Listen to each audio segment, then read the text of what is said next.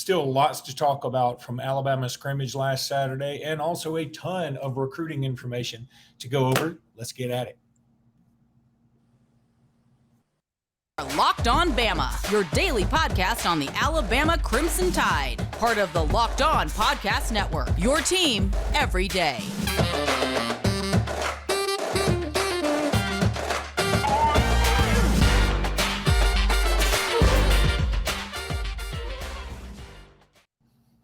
Hey again, everybody. Welcome back into Locked On Bama. Luke Robinson, that's me. Jimmy Stein, that's him. Jimmy, how are you today? Oh, good. Let's go. A lot of football to talk about. Let's go.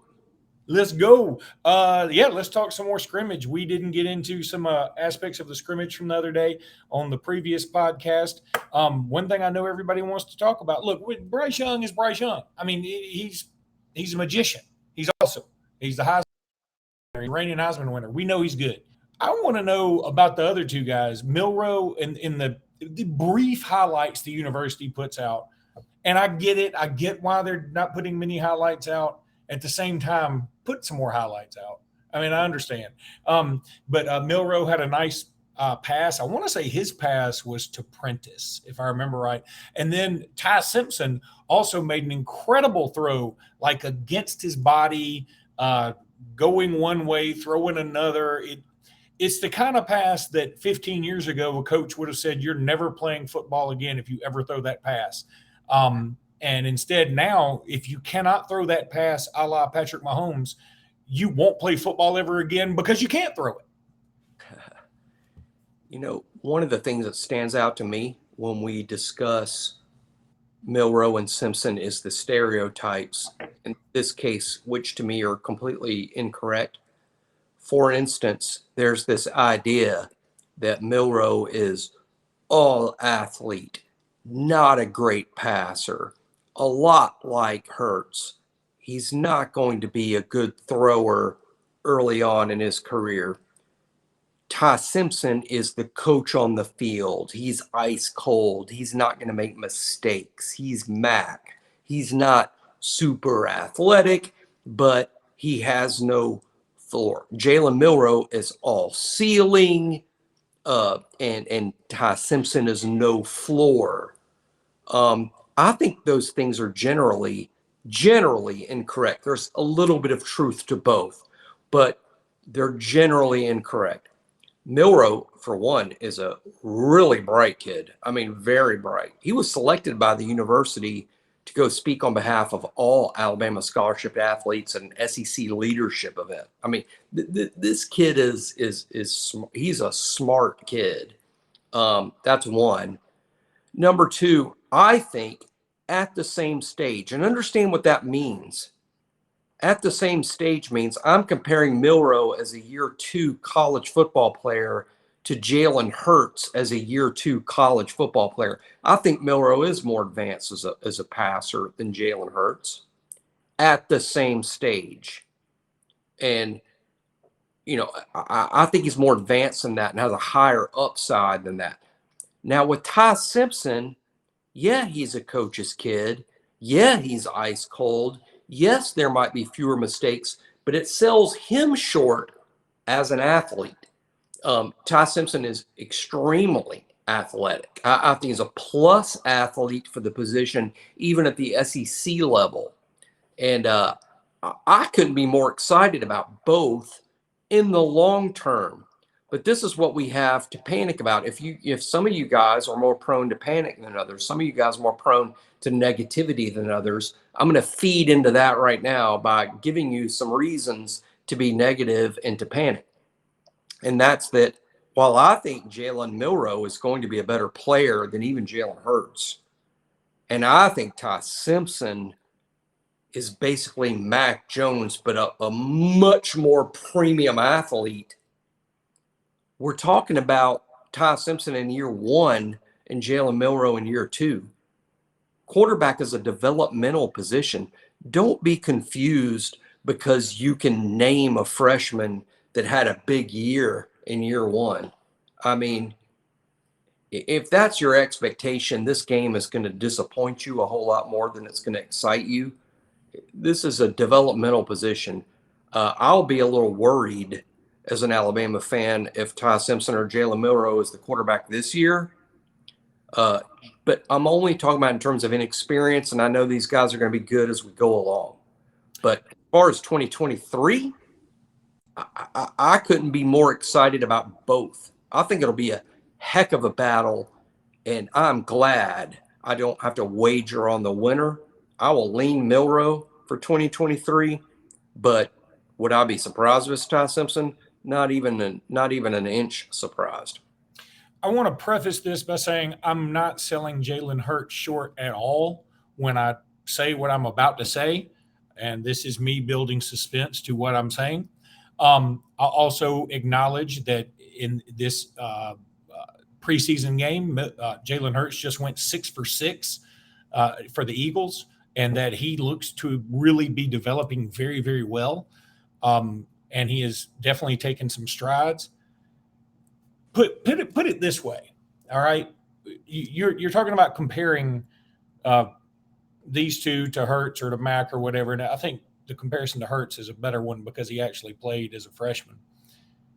I wonder if Jalen Milroe or Ty Simpson had to step in a la Jalen Hurts against USC, would they or would they not have had the same type of results throughout the year? Now, again, it sounds like I'm discounting what Jalen Hurts did, and I'm not trying to. I'm just curious what the outcome would have been, because here's the thing. Jalen Hurts, while he was great that freshman year, and honestly, he almost brought us back single-handedly and won the national championship. Not single-handedly, but he had a player of the year. He was the whole SEC player. Yeah, I know, and that's why I'm not trying to sell him short because I love him. I mean, he's an Alabama guy. Like we have said all along, he's not Oklahoma's, he's ours. But I wonder if Jalen Milroe would or Ty Simpson wouldn't have had the same type of season. Because here's the other thing: if you go back and watch some games from 2016, there were several games where Calvin Ridley was open and we couldn't get it to him, or another receiver was open and we couldn't get it to him. And the defense was incredible. The defense might have arguably been the best defense under Nick Saban. I mean, 11 is going to be up there, but 16 is in the discussion. And so, yeah, if you put another quarterback who maybe can throw it a little better at that time, maybe we would have had the same results or maybe even won the championship. Again, it sounds like I'm poo-pooing Jalen Hurts, and I'm not, because what he did was phenomenal. But I think you have to take this all in the context of being at Alabama with that defense.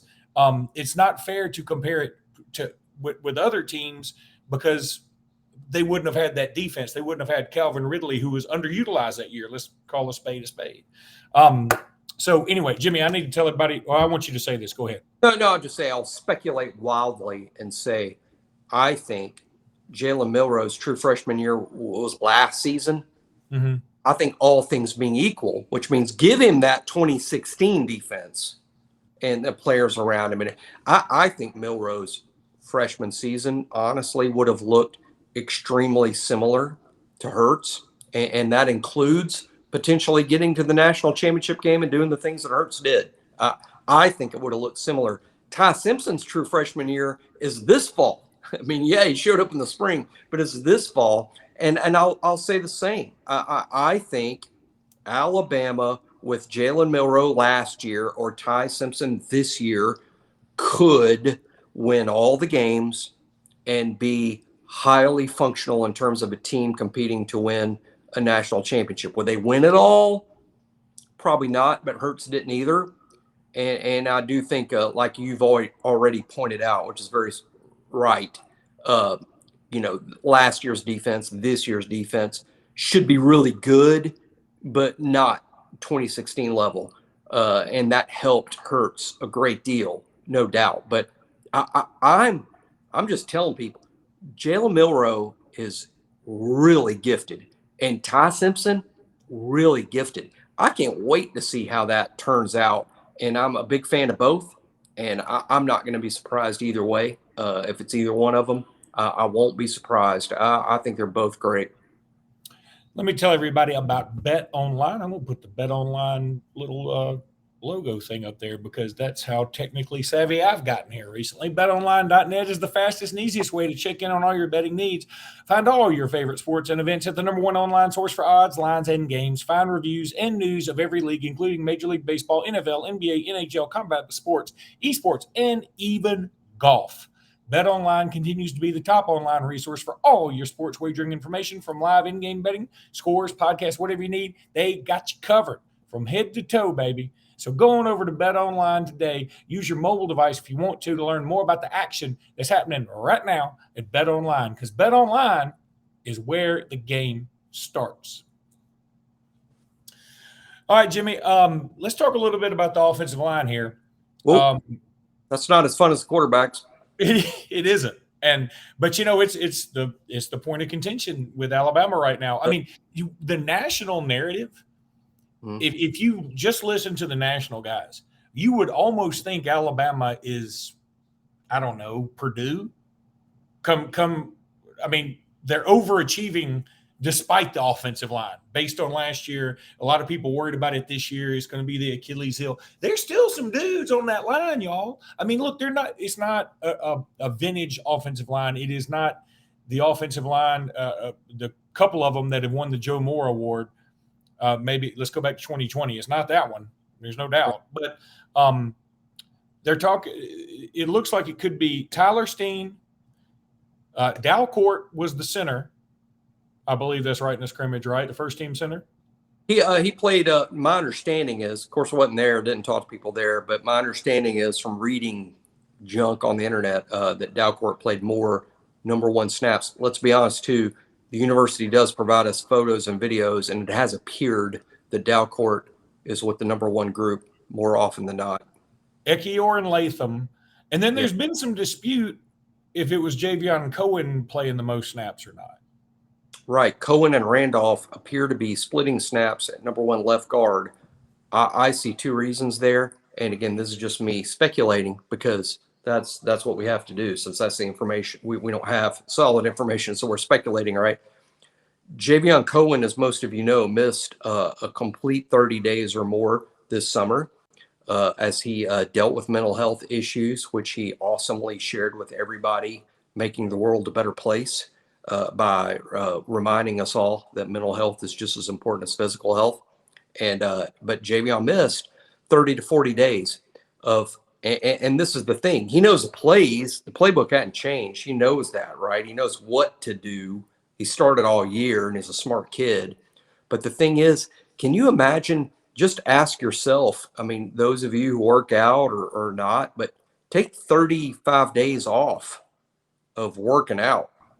Now be 300 pounds and take 30 days off. I've taken 722 days off, and I can tell you, it doesn't work out well for me. Yeah, you're not starting at left guard either. So I think before people panic, they should just look at the logical situation that Javion might be a little behind in terms of conditioning, and he's going to have to catch up. And that's okay. Give that kid all the time he needs, because if you're a real Alabama fan, you care about the kids as much as you care about the wins and losses, right? So Javion's got to get right conditioning-wise. And in the meantime, look, Alabama's got a sixth-year guy, Kendall Randolph. I don't think people understand. I know Kendall didn't play great in A-Day when he had to block guys like Will and Dallas. But think about this. Will is the best pass rusher in the country. Kendall has played a ton of first-team snaps at the tight end group, a ton. So he's very experienced playing with the first team in big games in multitudes of situations. He's a 6-year guy. They asked him to come back. He didn't beg his way back. They asked him to come back. So I think what's happening at left guard is we're sort of fortunate to have Kendall around so Javion can get, ready, and I still think the left guard for the majority of the year will be Javion. Maybe Kendall plays a lot in the first game or the second game, maybe. But I see Randolph more as depth and Javion as the starter. But let's see. I mean, Javion's dealing with some things, so let's see. Left tackle, Tyler Steen, and here's some scoop. You know, I know people love to hear a scoop. This isn't, you know, take it to the bank scoop, but this is just from what I hear. Steen is better. Steen's better than they assumed he would be, and I think he would be. He's going to be the left tackle, and when I say he'll be adequate, that turns people off. But do you know what I mean when I say he's adequate? That means he'll be fine. And being fine at left tackle in the SEC, whew, that's a tall order, man. It's a tall order to be adequate. And by the way, one of the tackle spots last year wasn't adequate, and we saw what happened. But I think Tyler Steen will be, put it this way, big improvement over right tackle from a year ago. Is he going to be Evan Neal? Are you crazy? No, he's not going to be Evan Neal. But he will be adequate, which is a good thing, and it's a compliment, by the way. We're talking about the SEC. We're not talking about the MAC. Yeah, and, you know, again, adequate by Alabama standards is usually pretty good bit above average by most other standards. And again, it all sounds cocky. What? Third round pick. Yeah. And so it all sounds cocky when we say that, but it's just the truth now. We know it won't last forever. So anybody who's an opposing fan listening going, these are the two cockiest people I've ever talked to Alabama in their lives. We know this won't last forever. We understand that. But for now, it's lasting. And for now, it's awesome. And it's kind of funny. The next subject we're going to get into in the next segment in recruiting, there was a Notre Dame message board that from 24/7 that we're talking about Keon Keely, and apparently he's about to decommit. As of 8:39, he is not decommitted, but he should be decommitting from Notre Dame shortly because everybody is prepared, the sphincters of Notre Dame fans, that that's going to happen. But one of them was like, well, why would anybody go to Alabama right now? Why would you go there? I mean, when Saban leaves, they're just going to start losing 3 or 4 games a year. And I'm like, yeah, you mean we're going to be Notre Dame? I mean, what kind of insult is that? I mean, that goes back to the old cliche of I wouldn't want to be friends with anybody that have me as a friend. You know? I have a ton of respect for Notre Dame's program. I do. Maybe not every Alabama fan does. I do, because I understand the education. I understand the history. I think Notre Dame. I'm a college football fan.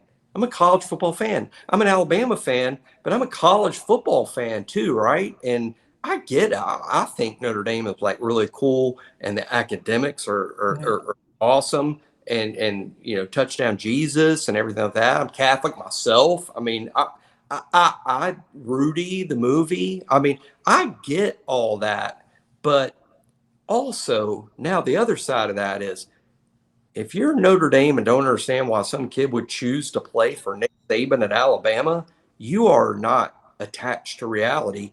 And I would say the same thing about me and Luke. We've talked about this for years, talking Tuscaloosa, then Locked On Bama. We've talked about this for years. If you're just a completely badass basketball player from Birmingham or Tuscaloosa or Mobile or Huntsville, and you choose Kentucky, we get it. We're disappointed. We're upset. We might throw a little 30-second tantrum because we're babies that get, upset. But we get it. And if you're a Notre Dame fan and you don't get a kid, you know what, I want to play for Nick Saban at Alabama, then you're, we get it when you choose Kentucky basketball. We do. We get it when you choose North Carolina or Duke basketball over Alabama. And I'm not comparing Notre Dame football as some sort of lesser thing, but let's also be honest. Alabama is the best football program in this country for 14 or 15 seasons. That's a fact. That's not me and Luke being homers. We're going to take a break. When we come back, I'm starting out with a rant. All right, I'm starting out with a rant, Jimmy, just like I said I would. And the rant is this, that, I was the Notre Dame message boards I was talking about. I usually don't get irked by it very much. I mean, look, I read a lot of Auburn message boards too, and I've learned, you got to take all this with what they say a grade of salt, I think, on the message boards. But a lot of the Notre Dame folks were like, they first talked about when Saban's gone, Alabama will be a 3 to 4 loss a year team, which makes them Notre Dame, I guess. The other thing they were saying was like, academically, why would anybody go there? It's Alabama players can't even spell their names. First of all, we had plenty of academic All-Americans. I don't know the stats because I'm not quite as worried about it, because you know what? We're talking about football. And they were saying, hey, Keon Keely could come here and still be a first-round draft pick. I guess he could, but Notre Dame hadn't had as many as we have. And Alabama's done a pretty good job of developing them. And here's the other thing. I've been to South Bend. It's fine. And it's a nice little college town. And Notre Dame, you're right, touchdown Jesus, all that is cool. And I'm a Notre Dame guy in terms of I'm a blue blood guy. I love the blue bloods playing. Notre Dame playing Ohio State, that's cool, y'all. I want y'all to do more of that. I dig it. I appreciate it. It makes my Saturday night even more fun when Saturday comes around in football season. But you know what? It's cold as we've had to quit. We've had to calm down our language. It's really cold. And there isn't as much to do as there is in Tuscaloosa. And you know what? We do have pretty women. Our women get talked about, like the Bama Rush TikTok thing is a thing. And it's not because we have a bunch of ugly women going through Rush. It's because we got a bunch of good-looking women going through Rush. And so finally, one of them had the audacity to say, how many Alabama alums have been on the Supreme Court? I don't know. How many Notre Dame alums have been? You don't know. And so what? And if you're worried about that, go to the Supreme Court alum message board and talk about it and brag. That's fine. But you know what? When it comes to football, Keon Keely's probably not shooting for the Supreme Court. He might be eventually, but for the time being, can he go make about, I don't know, $35 million a year in pro football? That's better than Supreme Court money. Most of it, I would say. Yeah, Supreme Court money sucks, to be honest. But there's a lot of they have their own NIL deals, though, it sounds like.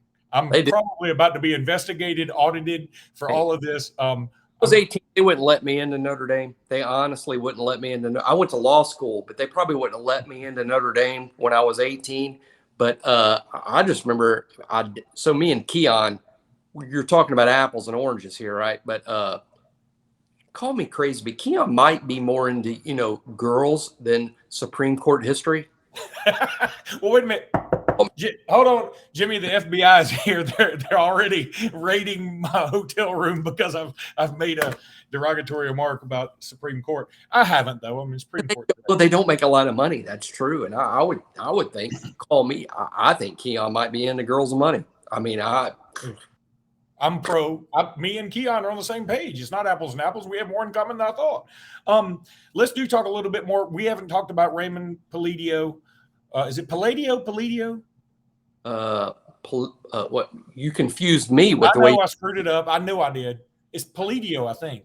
Pulidio. Yeah, okay. I go Pulidio. He did commit to Alabama. This guy's huge. He is massive. You know what's so incredible about how big Raymond Pulidio is? What's so incredible is I've seen a picture of him next to Wilkin Formby, and he looks small. He looks small compared to Wilkin, who's just an enormous human being. But Pulidio, I'm like, is he big enough? Well, it's just because he's standing next to Wilkin. But no, Pulidio is a big kid. This is how good we are. I think he'd play tackle at 130 programs. And there's 135. So I think he might be a guard at Alabama. Wow. And this is me and you bragging, because like we do. Yeah. But no, I think he's a road grading guard at Alabama. I think it's what he does best, watching him on tape. I think he moves people, powerful. And again, I'm borrowing a line. I think Cecil Hurt said this years ago, and it was before Saban was here. And I remember him saying this about another kid Alabama took years ago. It's like, you got big problems if you bring a kid to camp and the whole staff watches him play in front of their eyeballs and the whole staff says, we want this guy, and he sucks. You got a big problem. I just don't think Alabama has a big problem on the coaching staff. I really don't. I think once, Nick Saban and the staff watches this guy in camp and he vaults to the A-list, I think we ought to trust that. Want to talk about look, I'm not going to do about it this much in this podcast. I mentioned it in the little description. There's a kid named Malcolm Simmons. Okay. If you look him up on 24/7 or on On3 or any of these places, he'll be in the 2024 top 100, top 150. He's a wide receiver, and I think most spots have him listed at Jonesboro, Georgia. I think that's where he's listed. But he's transferred to Alexander City's own Benjamin Russell High School. And a couple of buddies of mine who started the AHSA radio network that I work for, and I'll be calling the Hoover Auburn game this weekend. They call BRHS games every Friday night, and they called BRHS's Jamboree game against Madison Academy, and Simmons stole the show.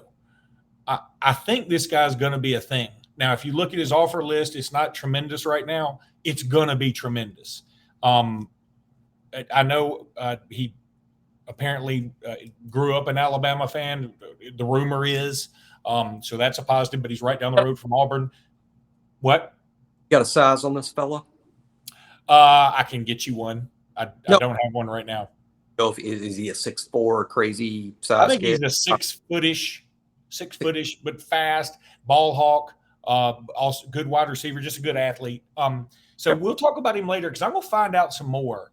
I wasn't as excited about him because when I talk to Alex City folks, they're always excited about the Alex City kids. So I try to keep it with a level head about it and say, okay, let me see him. Well, I've heard enough now to make me think, okay, this dude may be a dude. I want to end it talking about Kelby Collins, of course, committing to Florida. We won't spend a ton of time on it. There's no reason to since he committed to Florida. But I listened to his commitment, and it sounded like he was using the "it's not you, it's me" routine on us because he was like, Alabama's got the best facilities. I grew up an Alabama fan. Nick Saban's the greatest coach of all time. Go Gators. And I was like, it's almost like he's saying, y'all are fine, but I got to go do my own thing. And in that way, it's kind of cool. And I still hope he flips to Alabama. A lot of people still think he will. In 30 seconds, Jimmy, do you think he ends up flipping to Alabama? Today I would project yes. I mean, like if that's the question, is Kelby Collins going to flip to Alabama? My answer is yes. Do I want to wager a lot of money on that? No, of course not. To me, commitments are announcements of major leans. He announced really leaning to Florida. And that would be if we started calling them that, like at 4:00, we're going to have the announcement of his major lean. It really does take the edge off of it, right? And let me bring up one thing. I'm not saying this is going on with Kelby. I'm not telling you this is inside scoop and this is what's going on with Kelby. But these kids that are in the top 100, their phones get lit up. They get calls all day and all night and texts and DMs, and some of the kids enjoy it. And some of you listen to this, you'd go, that would drive me crazy. You know what a good way to stop that is by making a commitment. And I'm not saying that's what Kelby's doing. How the heck would I know? Me and Kelby don't have high tea together. I don't know. I'm just saying I think Kelby very well may flip to Alabama before December. And I do know for a fact that some kids commit just to like, can I get my life back for a few minutes? I've got a senior season to play. And these people around me at Gardendale sort of really depend on me here at Gardendale. I've sort of got to make all the plays here. And while I'm trying to make all these plays, I don't need my phone blowing up and people ask me about it. I'm just going to commit and shut everybody up. And then once my season's over at Gardendale, I'll look at this again. I'm not telling you guys that's Kelby's position. I'm not saying, hey, go to Vegas and bet on Kelby to Alabama. I'm just saying I think Kelby will flip, and some kids do that. So. All right, buddy, that's going to do it for today's podcast. We will be back tomorrow with yet another Locked On Bama. And until then, roll tide, everybody. Roll tide.